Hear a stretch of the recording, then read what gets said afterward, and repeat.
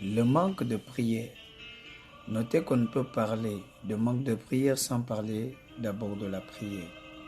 Il est écrit dans le livre d'un Thessaloniciens chapitre 5, le verset 17, que priez sans cesse.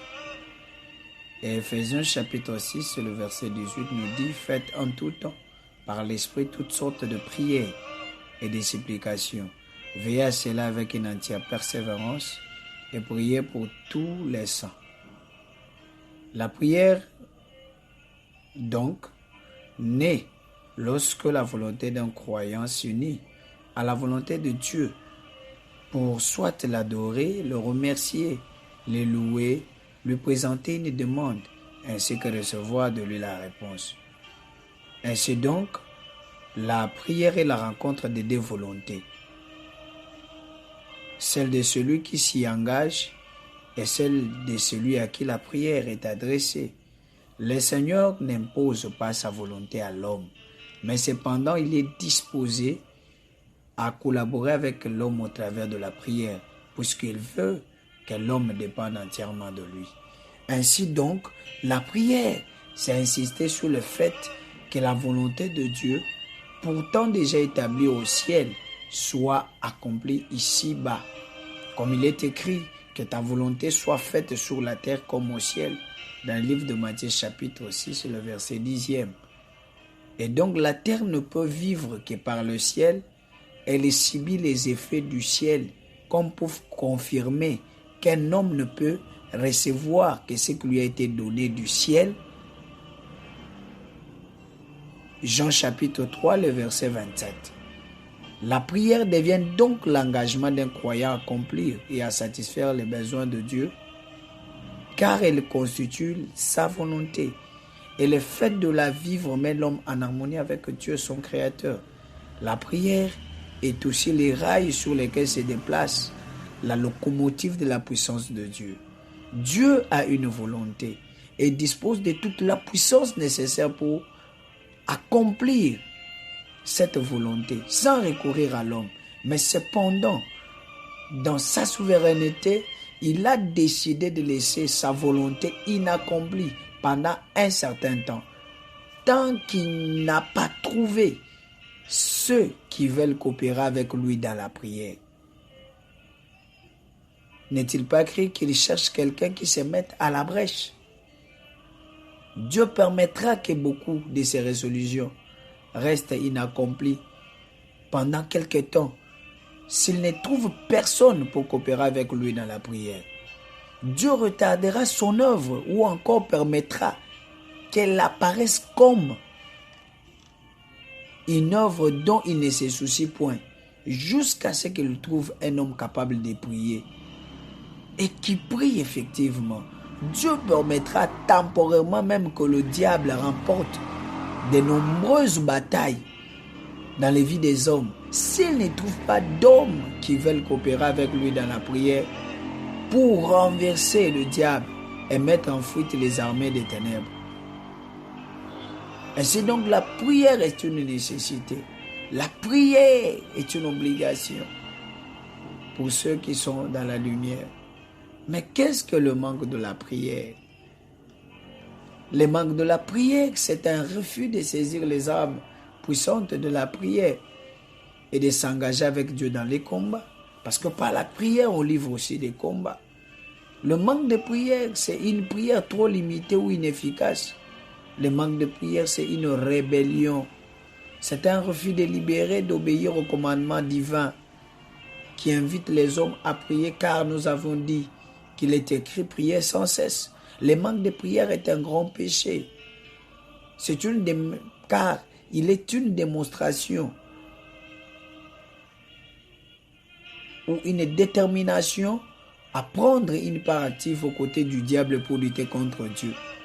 C'est une ferme engagement à frustrer les desseins de Dieu et à ruiner le royaume de Dieu. Le manque de prière devient un effort déterminé pour assurer la perte de pécheurs. Un effort calculé pour s'assurer que les rétrogrades ne soient jamais restaurés dans le Seigneur et que la victoire finale revienne aux malins. tous ceux qui ne prient pas se font ennemis du Seigneur, qui lui-même priait. Si des âmes périssent, c'est parce qu'il y a des croyants qui ne prient pas, car aucune âme ne peut être gagnée dans le royaume du Seigneur sans que les prix n'aient été payés par une prière indispensable. Chaque âme laissée au diable est perdue parce que l'Église n'a pas suffisamment prié.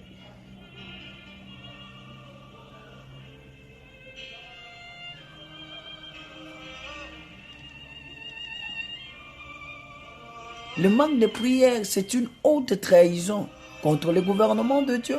C'est trahir Dieu ainsi que toute la cause de son royaume. Car le manque de prière est la manière de vivre de l'insensé.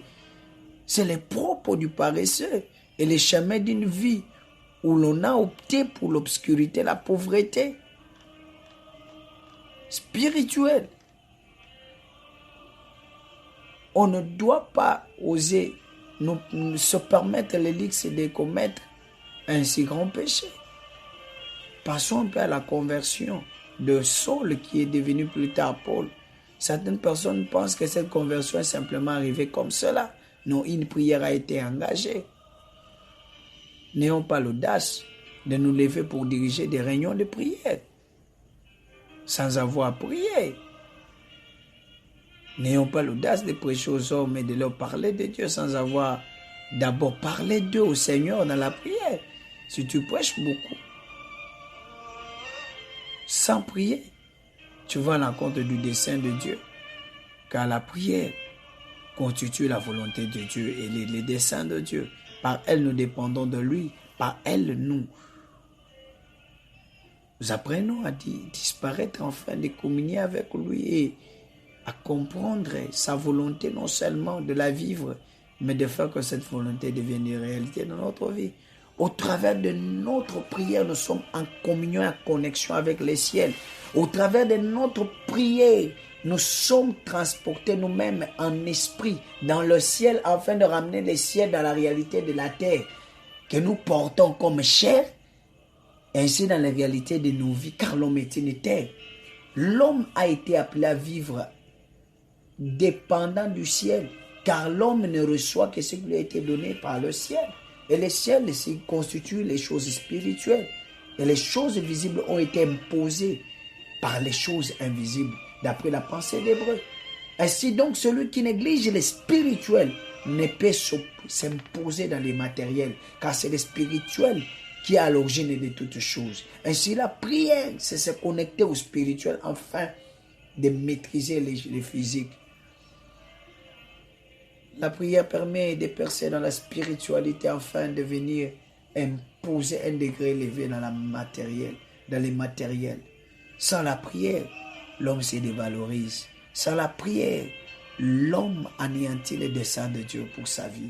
Car la prière a la capacité de rapprocher l'homme de Dieu et de permettre à ce que la volonté de Dieu soit une réalité dans la vie de l'homme. Il est de la volonté de Dieu que les hommes prient, car la prière, c'est une nécessité. Dieu a laissé certaines choses que dans les bénéfices de la prière. Celui qui ne prie pas combat lui-même sa vie. Celui qui ne prie pas combat l'accomplissement des desseins divins dans sa vie. Voilà pourquoi le manque de prière, c'est quelque chose que nous devons de combattre et d'arrêter. Car le Seigneur accomplit ses desseins dans la prière. C'est ainsi que notre Seigneur Maître est venu. Il a prié afin d'imposer les ciels sur la terre. Le Seigneur ayant reçu l'onction du Saint-Esprit, étant revêtu de la puissance d'Aaron, est allé dans la prière. Et pendant son ministère, il marchait dans la prière et dans la manifestation de la puissance de Dieu. Car la prière est une nécessité pour les enfants de Dieu. Ne manquez pas la prière. Priez, soyez des femmes et des hommes de prière, car la prière est ce qu'il vous faut pour entrer dans votre destinée. Sans la prière, vous n'êtes rien. Et sans la prière, vous ne pouvez aller nulle part. Car vous avez besoin de la prière et laissez que Dieu vous a donné pour vous permettre de vous imposer sur la terre et de connaître et de vivre ce qu'il a écrit pour vous. Que le Seigneur vous bénisse et qu'il vous accorde ce dont vous avez besoin.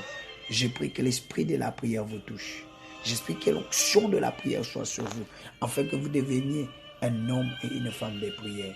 Que si vous étiez relâché, que la puissance là en vous saisisse et que le Seigneur saisisse en vous l'esprit de la prière. Que le Seigneur vous ouvre les yeux, qu'il vous donne l'onction de la prière, qu'il vous relève dans le nom puissant de Jésus-Christ.